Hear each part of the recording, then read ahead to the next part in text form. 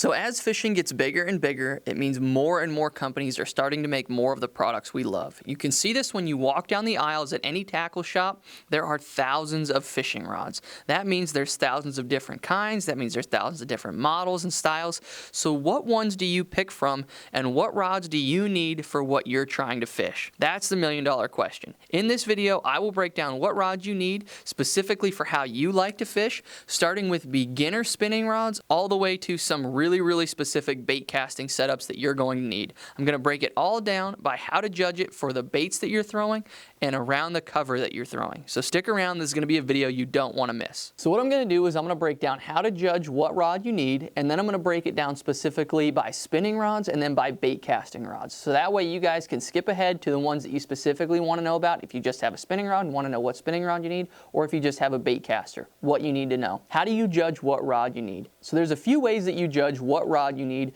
and it's based on how long it is and how heavy it is. Those are the two categories that you really need to look at first. And you judge that based on how far you need to cast, whether you're making short casts or long casts, how heavy your bait is, whether it's a super light bait or a super heavy bait, and whether or not you're fishing around cover or you're fishing in the wide open. All of that comes into play when you're trying to figure out what rod you need to have for what you're fishing.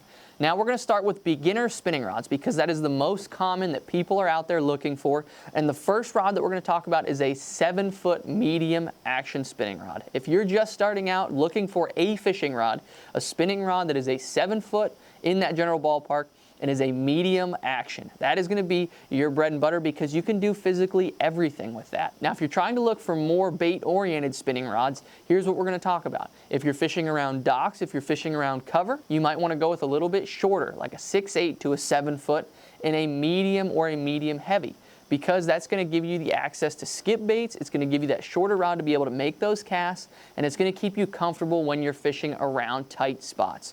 Now, if you're fishing light baits, say you want to fish really light finesse jigs, you want to fish really light hair jigs, little swim baits, that's when you're going to have to increase the length of your rod, and I will go up to a 7/6 spinning rod, typically in a medium or a medium light, because that's going to allow me to cast those light baits further, and that's going to allow me to have more feel and sensitivity.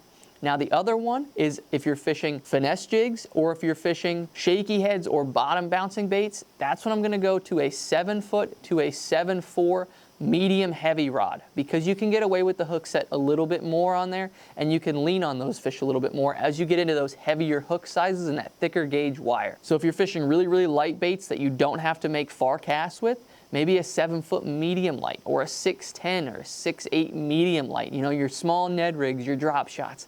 And that's all I'm going to talk about with spinning rods because I like to keep it very short and simple. Now I will have a video linked at the end of the video where I talk about what baits you need to throw on a medium heavy, so that way if you don't know about what baits you need to throw, you can check that video out. But now we're going to dive into is the world of bait casters, because that's very complicated, because there's a lot more options out there, and there's a lot more options of baits out there when it comes to what rods you need to be throwing. So when it comes to bait casters, we're still going to start with the 7-foot, but we're going to start with a 7-foot medium heavy, because that gives you a little bit more opportunity, and bait casters are made for a little bit heavier baits in general.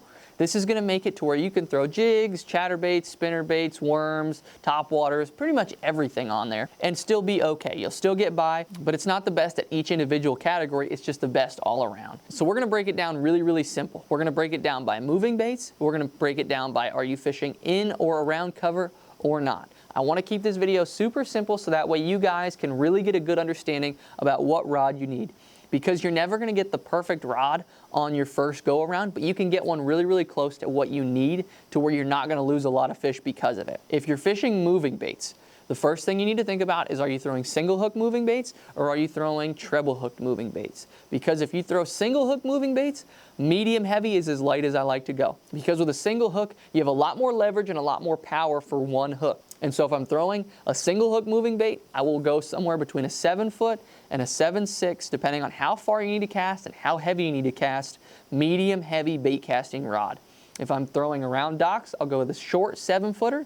If I'm throwing it wide open trying to make long casts, I'll go with a 7/6. If I'm throwing heavier swim baits, I will go with a 7/6. If I'm throwing lighter spinner baits, I will go with a 7-foot. Now if I'm throwing treble hooked moving baits, I'm going to go with medium actions.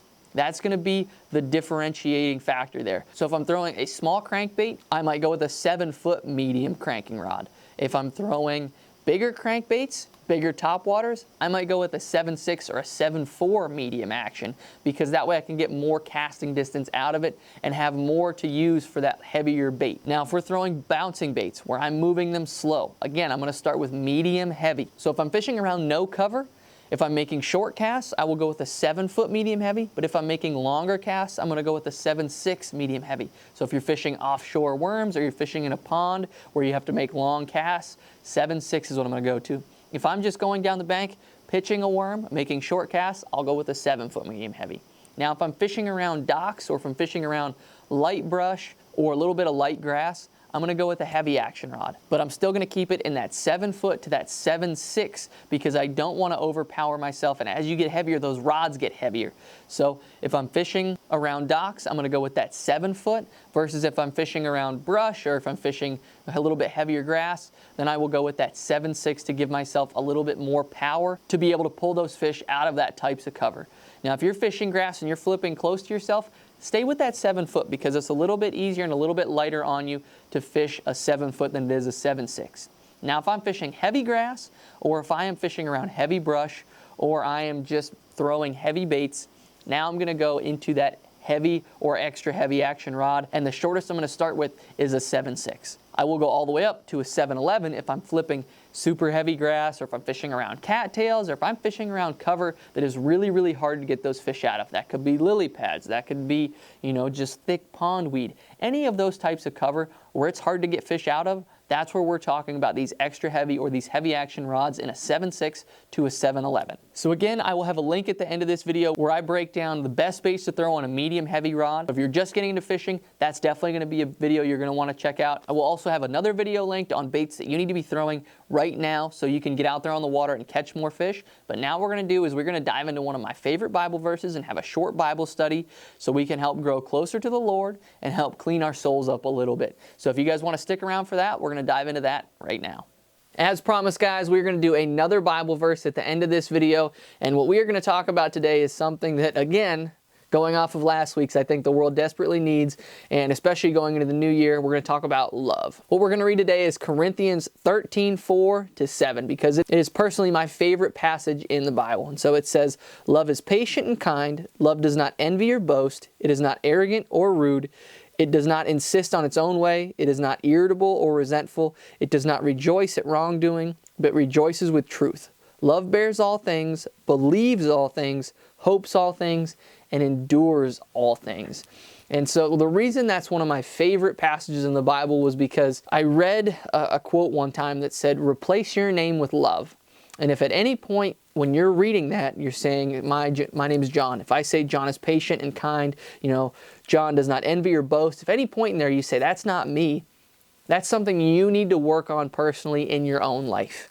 The world today is all about relationships and it's all about, keeping up with the Joneses. But what it's really about is just loving each other, right? Whether you're in a marriage, whether you're in a friendship, whether it's your mom, your dad, it doesn't matter.